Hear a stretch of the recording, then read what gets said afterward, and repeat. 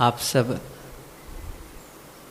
सद्गुरु कबीर के जीवन और उनके विचारों के संबंध में संतों से सुन रहे थे। कबीर का अर्थ होता है महान। हिंदी शब्दकोश यदि आप खोल के देखें तो जहाँ कबीर लिखा होगा डिक्शनरी, तो उसका अर्थ है महान। महान लिखा है। और महान थे भी, केवल ऐसा ना हो कि किसी का नाम हो नयन सुख और आँख ना हो। कुछ लोगों को धन सुख भाई और बहुत गरीब हो, ऐसा भी होता है। तो लेकिन कबीर का जो नाम था और उसका जो अर्थ था, उसी के अनुरूप उनका जीवन भी था। और इसीलिए हम आज उनकी जयंती मनाने के लिए इकट्ठे हुए हैं। आखिर जयंती मनाई किसकी जाती है? आप अपने पूर्वजों के बारे में कितने लोग जयंती मनाते हैं? 10-20 पीढ़ी पहले की बता रहा हूँ। नाम भी याद नहीं होगा ना। पुराने लोग अच्छा, आपको आपके पिता का नाम पता है और पिताजी के पिता का नाम पता है। अच्छा चलो एक और कह लेते हैं, दादा के पिता का नाम शायद बहुत कम लोगों को होगा याद।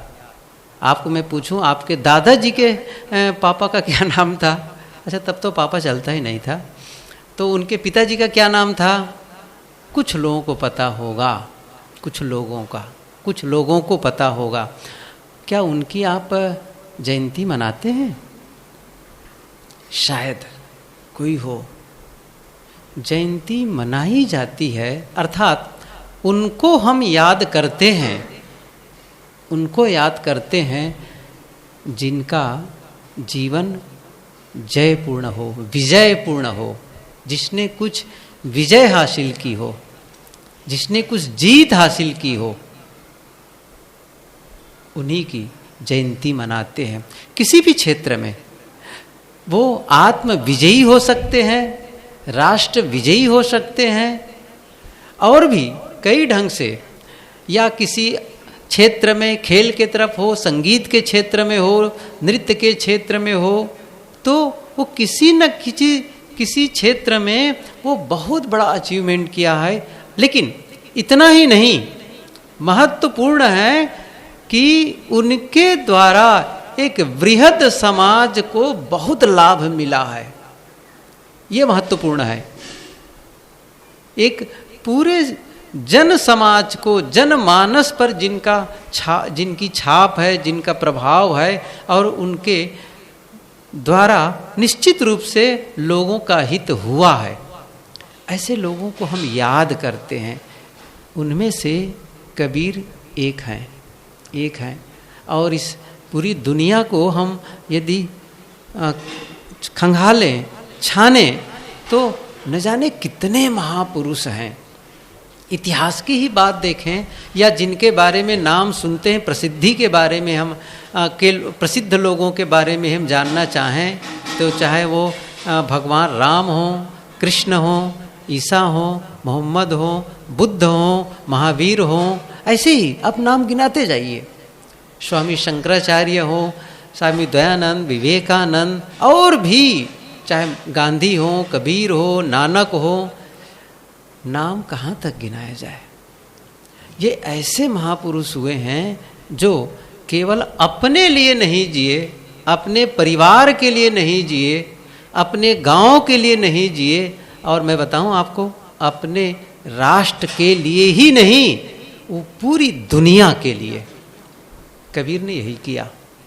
कबीर ने यही किया कि पूरी दुनिया को समेटते थे उनके विचार, पूरी दुनिया को। जैसे अभी सुन रहे थे कि वसुधैव कुटुंबकम, ये हमारे ऋषियों ने क्या कहा, ये वसुधा, ये पृथ्वी ही हमारा एक परिवार है। पृथ्वी, ये पूरी पृथ्वी में जितने मनुष्य हैं वो सब एक परिवार के सदस्य हैं। ये भाव जब आ जाएगा तो एक राष्ट्र दूसरे राष्ट्र को लूटने के लिए, नीचा दिखाने के लिए, नुकसान पहुंचाने के लिए सोचेगा नहीं।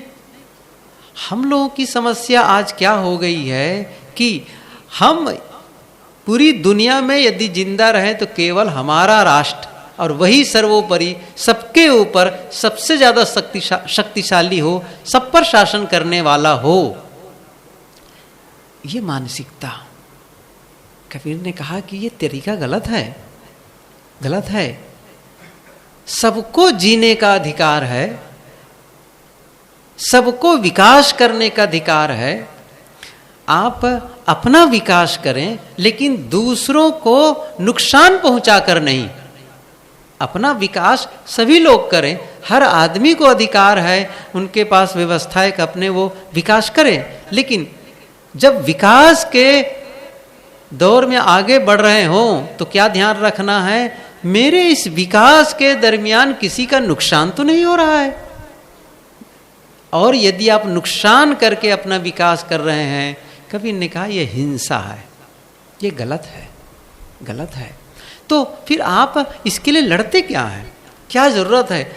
और इसलिए भी लड़ाई होती है, लड़ाई इसलिए भी होती है कि मुझे ज्यादा चाहिए। सही है ना, मुझे ज्यादा चाहिए, और इतना ज्यादा कि जितना औरों के पास न हो सके। क्या करेंगे ज्यादा लेकर करके आप? गुरुदेव जी प्रायः कहा करते थे कि आपको कितनी रोटियां चाहिए, कितनी रोटियां चाहिए। मान लो आपको 4 रोटियां चाहिए, 4 रोटी, और आपके आसपास में 10,000 रोटियां रख दी गई हों, तो आप मानेंगे मेरा विकास हो गया? क्या होगा आप बताएं? समझ रहे हैं ना?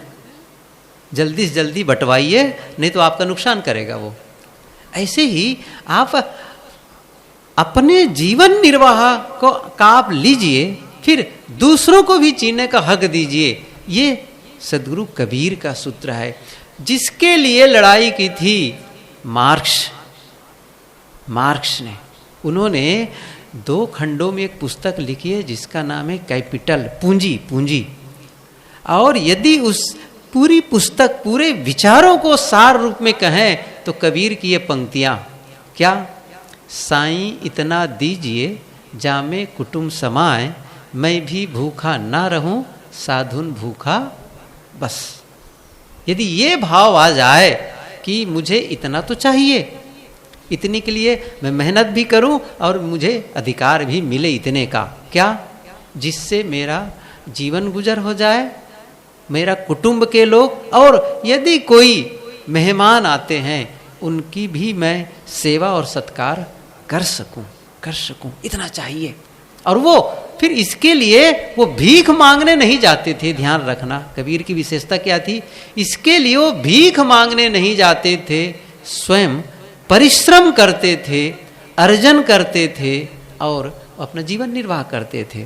कहने का मतलब यह है, पूरे विश्व को वो सबको समेट करके चलने वाले महापुरुष, जिन्होंने ये पंक्ति कही है, मैं रोऊं यह जगत को, मोको रोए न कोई। मैं जगत के लिए रोता हूं। रोने का मतलब है जगत के हित की चिंता करते हुए मुझे पीड़ा हो रही है। ये जगत का हित कब होगा? पूरी दुनिया का। वो उन्होंने नहीं कहा मैं अपने परिवार के लोगों के लिए रोता हूं, परिवार के लोगों के लिए। फिर कुछ लोग कहेंगे नहीं जी, परिवार की बात तो छोड़ो, हम पूरे समाज के लिए चिंता करते हैं। तो क्या कहेंगे? मैं समाज के लिए चाहता हूं कि विकास हो। और कुछ लोग कहेंगे नहीं, पूरे राष्ट्र को सोचो। तो राष्ट्र को कबीर ने कहा जगत, पूरी दुनिया के लिए, पूरी दुनिया के हित की चिंता। अच्छा, इतनी ही बात नहीं, मैं और बता दूं थोड़ा सा। जगत कहने का मतलब दिमाग में क्या हो रहा? केवल मनुष्यों के लिए। अरे मनुष्यों को तो चाहते ही है कि वो उनका हित हो, साथ साथ मनुष्यों के अलावा जो प्राणी हैं, चाहे वो आकाश में उड़ने वाला हो, चाहे वो जल में रहने वाला हो, चाहे वो थल में रहने वाला हो, कोई भी छोटा बड़ा जीव जंतु हो, वो सबके हित चाहते हैं। कभी नहीं कहते कि इनको मारो, इनको खाओ। हिंसा के वो विरोधी थे, हिंसा के विरोधी थे। लेकिन धार्मिक क्षेत्र में मैं दूसरों की क्या बात बताऊं, धार्मिक क्षेत्र में भी धर्म के नाम पर हिंसा करने की परिपाटी चली आई। चाहे वो यज्ञ हो, चाहे कुर्बानी हो, चाहे बलि हो, किसी न किसी रूप में हिंसा करके अन्य प्राणियों को मारने की। कबीर ने कहा, और क्या मानना है कि आप यज्ञ करेंगे तो स्वर्ग चले जाएंगे, हवन करेंगे, पशु बलि करेंगे, वो करेंगे। कबीर ने कहा नहीं, एक शब्द उन्होंने कहा। अच्छा, कुछ लोग थोड़ा सा आते हैं, अन्य पशु पक्षियों को मत मारो, ज्यादा उसके लिए चिंता नहीं करते। क्या करते हैं, गोवध, गाय को मत मारो, अघनया कहा भी गया, सही है। और बाकी को, गाय को न मारो तो बकरी को, मुर्गी को और पशु पक्षी, क्या उनके प्राण नहीं है? केवल गाय की रक्षा चाहिए, दूसरों को भी रक्षा करनी चाहिए। कबीर ने एक शब्द कह दिया, बस, जीव मत मारो बापुरा, सबका एक है प्राण। और इतना कहा, क्या कहा उन्होंने, हत्या कबहू न छूटी है, जो कोटिन सुनो पुराण। अब आप कहेंगे मैं पुराण सुन लूंगा, कथा सुन लूंगा और मेरे पाप कट जाएंगे, कभी नहीं होगा। फिर आप कहेंगे मैं तीर्थों में जाऊंगा, कबीर साहब ने वो भी कहा है, जो कोट हीरा देहु दान, करोड़ों हीरा दान दे दो, पाप कटने वाला नहीं है। मैं ये कहना चाहता था, कबीर के विचार केवल मानव समाज के ही हित में नहीं, प्राणी प्राणी के हित में इतना विस्तार उनका है। फिर जब हम और नजदीक आते हैं तो निश्चित रूप से राष्ट्र के लिए उन्होंने कहा, और जब हम आते हैं समाज के सुधार के लिए कहा, परिवार सुधार के लिए कहा, हर वर्ग के लिए। यदि मैं उन्हें उनके विचारों को एक वाक्य में कहना चाहूं तो क्या है वो क्या हो सकता है? उन्होंने मनुष्यों की जितनी भी समस्याएं हैं उन सारी समस्याओं के निवारण के लिए विचार दिए हैं। अब आप सोच सकते हैं कितनी समस्या है आपके जीवन में, आप गिन लीजिए कि एक समस्या, सारी समस्याओं को कैसे खत्म करें, उनकी वाणियों को पढ़ के आप जान सकते हैं। लेकिन बात यह है ना, हम लोगों की कमी क्या है, हम उनकी वाणियों को पढ़ना ही नहीं चाहते हैं, पढ़ते ही नहीं है, समझते ही नहीं है। यदि हम समझने लग जाएंगे ना, तो आपको मैं बताना चाहता हूं, आप इतना हल्का महसूस करेंगे, कहीं भी आप जाएं, बहुत सी बातों को लेकर के आप रिलैक्स महसूस करेंगे। जो तमाम देवी देवता, टोना टोटका, भूत प्रेत और ये क्या कहते हैं, ये ज्योतिषी वगैरह, या तमाम भुआ, बहुत लोग जो भटकाने वाले हैं ना, सबसे छुट्टी मिल जाएगी, सबसे छुट्टी मिल जाएगी।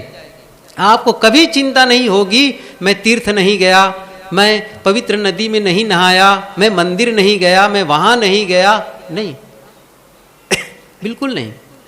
वो तो सीधी सी बात कहते हैं। 2-3 बातें मैं बताऊं क्या उन्होंने कहा है। जैसे हमारे पूर्व वक्ता साथी ने कह ही दिया कि मनुष्यों को वो केवल मनुष्य मानते थे, बस। समस्या क्या हो जाती हम लोगों में कि मैं ऊंची जाति, तुम नीची जाति, मैं बड़ा आप छोटा, अछूत, दूर रहो। नहीं, ये पहले होता, आज तो कम जरूर हो गया है, लेकिन फिर भी वो पूरी तरह समाप्त नहीं हुआ है। कई ऐसे क्षेत्र हैं जहां अभी भी ऊंच नीच की भावना है, छुआछूत की भावना है। कबीर ने जीवन भर इसके विरोध में लड़ाई की है। तो कहने का मतलब ये है, उसके अलावा भी और वो उन्होंने जो कहा है, ये आपस में जो संघर्षरत रहते हैं उसको आप खत्म कर दीजिए। सब मनुष्य बराबर हैं, केवल आप अच्छा कर्म करते हैं तो आप आगे बढ़ जाएंगे, आपका हित होगा और आपके द्वारा दूसरों का भी हित होगा। लेकिन आप बुरा कर्म करते जाएंगे, चाहे आप ऊंची जाति के हों या फिर आप धार्मिक हों, पुजारी हों, कोई भी हों, लेकिन आप यदि सदाचारी नहीं है, नैतिक नहीं है, ईमानदार नहीं है, आपकी पूजा काम नहीं आएगी, आपकी पूजा काम नहीं आएगी। आपका कर्म कांड काम नहीं आएगा, आपकी तीर्थ यात्रा काम नहीं आएगी, कोई काम आने वाला नहीं है। काम क्या आएगा? आपकी ईमानदारी, आपकी विनम्रता, आपकी शालीनता, आपका सुंदर व्यवहार, ये महत्वपूर्ण है। इस चीज को उन्होंने विकसित करने का प्रयास किया। अभी हम लोग दोपहरी चर्चा कर रहे थे कि 2 प्रकार के ऑप्शन, एक आदमी है वो ईश्वर को मानता है, एक ने कहा था कि जो ईश्वर पर विश्वास करेगा और सदाचारी होगा वो स्वर्ग जाएगा। फिर से सुन रहे हैं आप लोग, मैं क्या कहा? ईश्वर पर विश्वास करेगा और सदाचारी होगा वो स्वर्ग जाएगा।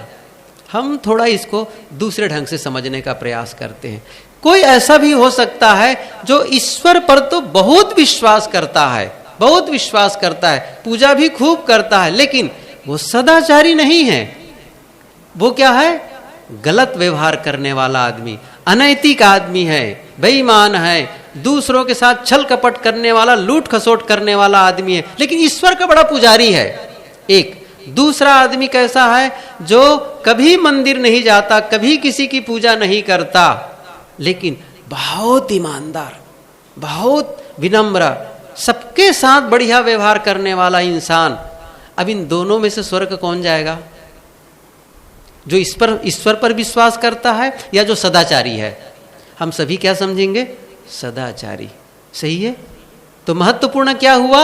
आपकी सदाचार, आपका सदाचार, आपकी नैतिकता, आपकी विनम्रता, ये बहुत महत्वपूर्ण है। क्या हम अपने इन सद्गुणों को विकसित कर रहे हैं? कबीर इसी पर जोर देते हैं, कबीर इसी पर जोर देते हैं। तो मैं कह रहा था कि वो पूरे राष्ट्र के निर्माण के लिए, पूरे समाज सुधार के लिए वो प्रयास करते हैं। और इतना ही नहीं, आदमी जब धर्म के क्षेत्र में आता है तो भी वहां जिद्दी स्वभाव का हो जाता है। ये बड़ा विचित्र है, आप उदार नहीं हो पाते हैं। वहां भी आ गए तो भी क्या लड़ाई चलती है?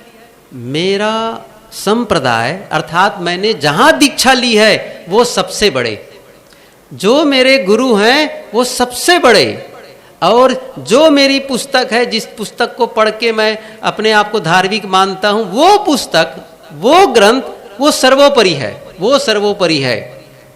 और इसी हठ में दूसरों को नीचा दिखाना, दूसरों को यहां तक के मारना तक हुआ है। मैं बताता हूं आप लोगों को, ये आप लोग भी सुने होंगे। एक हाथ में कुरान लेकर के, एक हाथ से तलवार लेकर के वो लोगों से पूछते थे, क्या आप ईश्वर विश्वास करते हैं? अल्लाह को मानते हैं? वही सर्वोपरि मानते हैं? नहीं तो मार दिए जाते थे, मार दिए जाते थे। चाहे ईसाइयों में हो, किसी भी क्षेत्र में आप देख लीजिए।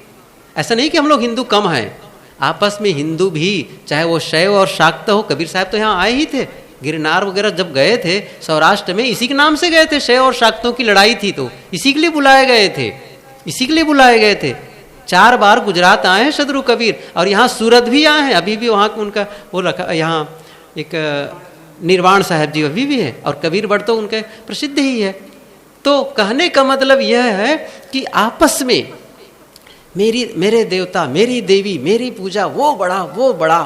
कबीर साहब ने कहा कि क्यों लड़ते हो? कोई जरूरत नहीं है लड़ने की, सब बड़े, सब अच्छे। आप कितने अच्छे हैं, महत्वपूर्ण यह है।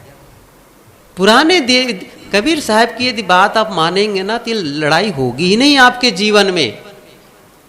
क्या होता है, आज तो मैं यदि देखूं आप लोगों के घर में जाकर के मैं इन्वेस्टिगेशन करूं ना, तो ऐसा शायद ही कोई घर मिले जिनके घर छोटा सा मंदिर ना हो और वहां पर बहुत सारे चित्र और मूर्ति ना हो।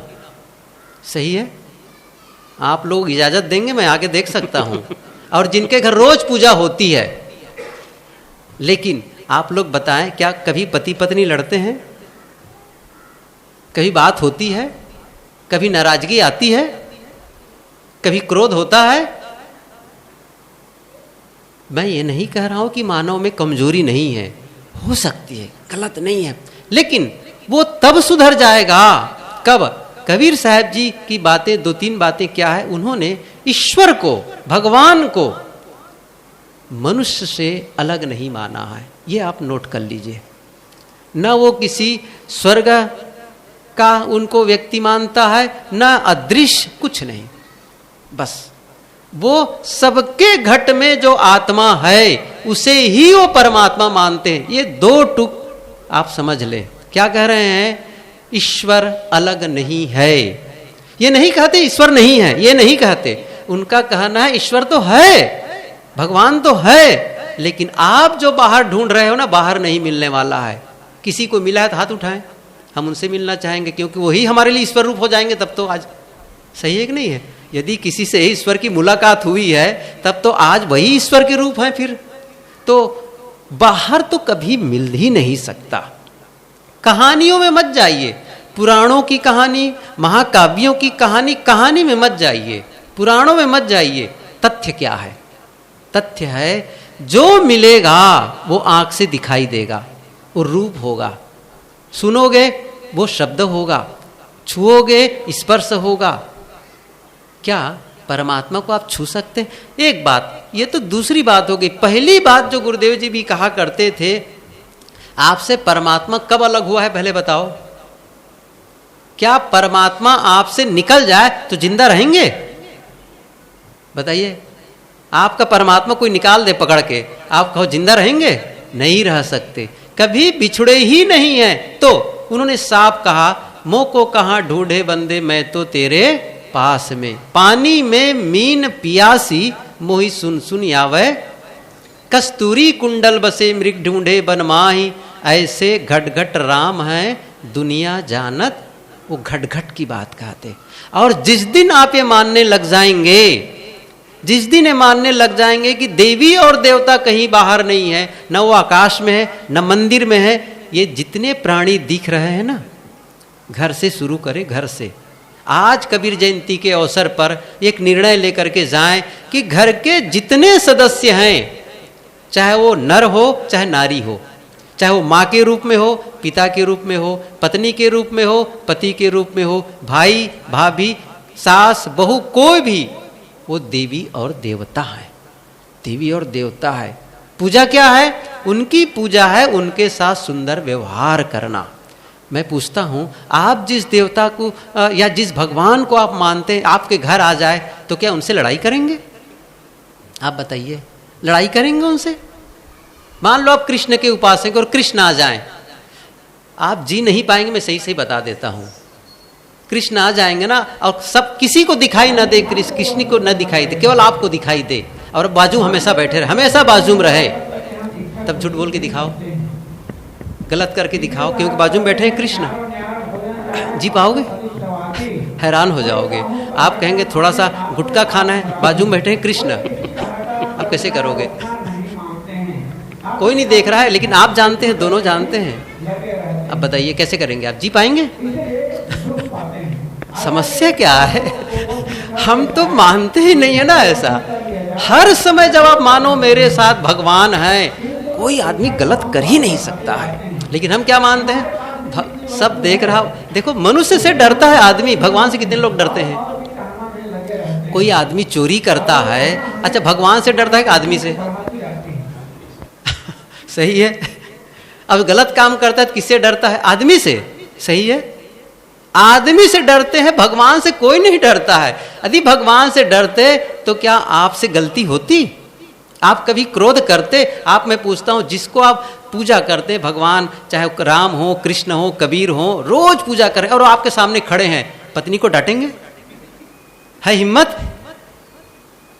कबीर आ जाएंगे तो आपके लिए क्या अपेक्षा करेंगे? वो यही आप क्रोधी हो, द्वेषी हो, क्या आशा करेंगे? यही आप विनम्र हो, शालीन हो, ईमानदार हो, साधक हो, अपने दूसरों का नुकसान न पहुंचाएं, यही तो चाहेंगे।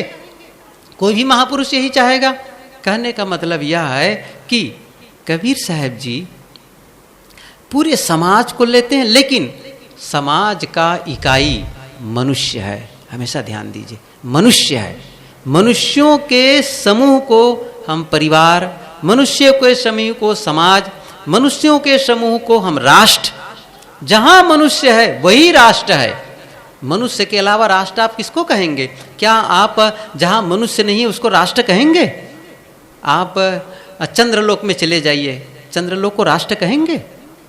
जहां मनुष्य है वही राष्ट्र है, मनुष्य के अलावा कोई राष्ट्र नहीं है।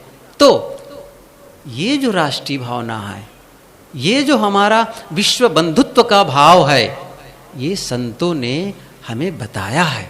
और वो कब होगा? आप पहले इंडिविजुअल, व्यक्तिगत रूप से जब तक आप अपना सुधार नहीं करेंगे, ना आप समाज सुधार कर सकते हैं, न परिवार सुधार कर सकते हैं, और न राष्ट्र सुधार कर सकते हैं। बहुत से लोगों को देखो, समाज सुधार के नाम पर आगे आते चले जाते हैं। मैं देश की सेवा करूंगा, मुझे वोट दो, मुझे ये करो। उनसे पूछो अपना सुधार कर लिए हो कि नहीं कर लिए हो? ऐसा तो नहीं कि समाज सुधार के नाम पर आप अपना घर भरने के लिए वोट मांग रहे हो। कबीर इसके खिलाफ थे। मैं कहना चाहता हूं, जब हम कबीर को पढ़ना शुरू कर देंगे, कबीर के विचारों को समझना शुरू कर देंगे, तो हम जीवन में गलत रास्ते पर नहीं जा सकते, सही रास्ते पर। और शायद इसीलिए पढ़ते भी नहीं। यदि कबीर को पढ़ने लगेंगे तो हमारी बेईमानी छूट जाएगी, छल कपट छूट जाएगा, क्रोध छूट जाएगा, द्वेष छूट जाएगा, और बहुत सी चीज गलत खाते पीते हैं वो सब छूट जाएगा। नहीं बंधुओं, आप यदि सुधर जाएंगे तो आप तो सुखी रहेंगे ही। कबीर ने यही कहा, आप तो सुखी रहेंगे ही। पूरे आपके परिवार के लोग सुखी रहेंगे, समाज के लोग सुखी रहेंगे, पूरा राष्ट्र सुखी रहेगा। इसलिए उन्होंने सबके लिए कहा है, आपस में जो परिवार है, परिवार सुखद हो। कैसे होगा? उन्होंने प्रेम का संदेश दिया है। ये पंक्ति शायद ही कोई ऐसा होगा जिनके कान में आज तक नहीं गई होगी। ढाई आखर प्रेम का पढ़े सो पंडित होए, पोथी पढ़ी पढ़ी जग मुआ, पंडित भया न कोय। ढाई आखर प्रेम का पढ़े सो पंडित होए। ढाई आखर प्रेम का, जो प्रेम का संदेश देने वाले, मीठी वाणी का संदेश देने वाले, ऐसी वाणी बोलिए मन का आपा खोए, औरन को शीतल करे आपो ही शीतल होए। मतलब मैं ये कहना चाहता हूं, कबीर सबसे पहला काम सही इंसान को बनाने में लगते हैं, फिर सही समाज रचना के लिए प्रयास करते हैं। समाज में भी ऊंच नीच छुआछूत भेदभाव ना हो, सबको भाई मानो, सबको बराबर मानो। फिर धर्म के क्षेत्र में जाते हो, अंधविश्वास में लटके रहोगे, अमुक की पूजा, वो अंधविश्वास, ये पूजा, वो पाठ, वो करना, कुछ नहीं। ये सारी पूजा पाठ आपकी छूट जाएगी, सारे अंधविश्वास छूट जाएंगे, सारे व्रत उपवास की जरूरत नहीं। मेरा मतलब नहीं है कि आप व्रत उपवास करते हैं उसको रोकें कि ना रोकें, आपका विषय है। लेकिन क्या आप सचमुच व्रत यदि सही है ना, तो आप क्रोध से व्रत ले लें। आज से मैं क्रोध नहीं करूंगा, बदला नहीं लूंगा, कटु शब्द नहीं बोलूंगा। असली व्रत तो लेते नहीं है। यही असली व्रत है, जिसको संत लोग कहे हैं कि व्रत वही जो बुरा कर्म टारे हो। वही व्रत है जो आपको बुरे कर्म से अलग करे, बुरे कर्म से अलग करे। बाकी एक दिन भोजन नहीं किए या एक दिन और कुछ नहीं किए और मंदिर में चले गए, ठीक है आप करते हैं तो, लेकिन असली सुधार है आत्म सुधार। ये कबीर का संदेश है। मैं कह रहा था, उन्होंने हमेशा आप पर भरोसा, खुद पर भरोसा करने के लिए कहा है। किसी भी के ऊपर भरोसा करके अपने जीवन को नहीं संवार सकते हैं। कोई भी आपके लिए जीवन को संवारने के लिए नहीं आएगा, न कोई देवी, न कोई देवता, न ईश्वर, न ब्रह्म, न परमात्मा, और गुरु भी नहीं, संत भी नहीं।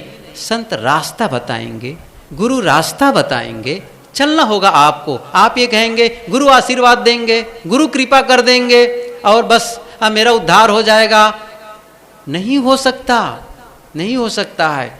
किसी के कृपा के बल पर, किसी के आशीर्वाद के बल पर कभी भी किसी का उद्धार नहीं हुआ है, कोई कल्याण नहीं होगा।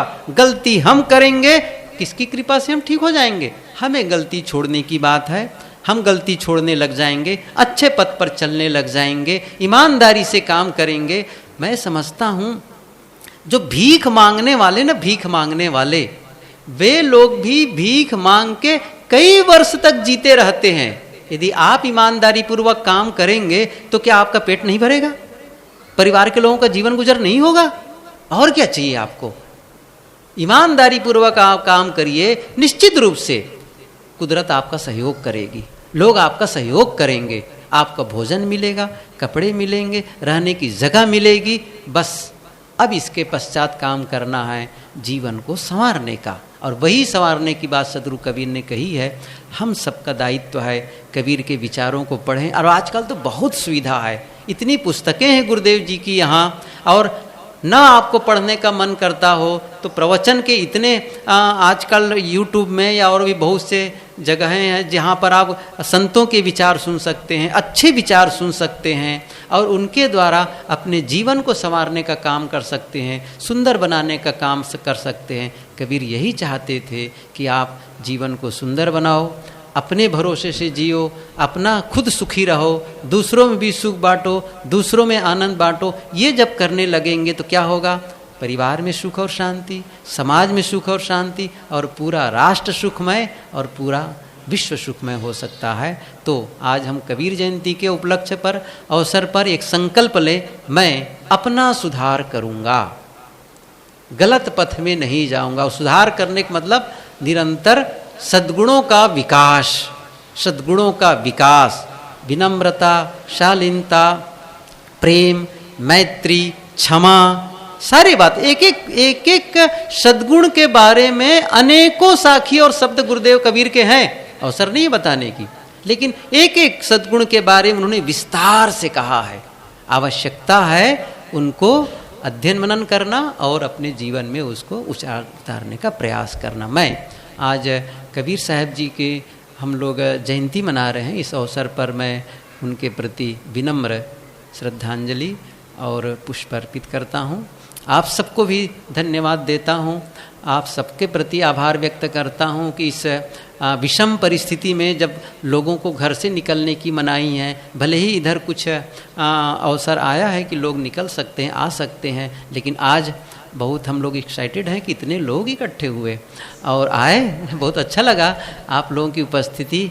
और इसी प्रकार से आप सब अब आगे आते रहेंगे, और आते रहेंगे ना तो आप निर्भय हो जाएंगे तो कोरोना भाग जाएगा, और जितना डरेंगे और घर में घुसेंगे ना, कोरोना आपको बिल्कुल गला पकड़ लेगा। आप निडर हो जाइए, करिए। मेरा मतलब नहीं कि असावधानी बरते, मैं ये नहीं कह रहा हूँ लेकिन आप अपनी शक्ति को बढ़ाइए, अपनी शक्ति को। वो शक्ति क्या है?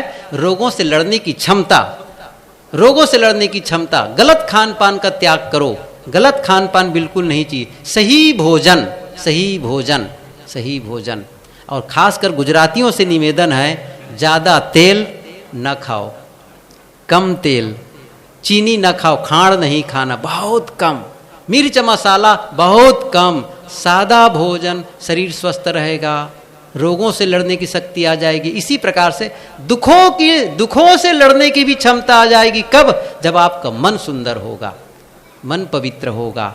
तो दुखों से लड़ने की शक्ति पाना है तो संतों के पास आइए, रोगों से लड़ने के लिए डायरेक्शन पाना है तो चिकित्सकों के पास जाइए, अच्छे अच्छे चिकित्सक। और हमारा आज हम लोग के लिए गर्व का विषय है, हमारे बीच एक चिकित्सक आए हुए हैं, विवेक जी बताएंगे उनके विषय में। और मैं आप लोगों को धन्यवाद देते हुए अपनी वाणी को विराम लेता हूँ। साहेब बंदगी।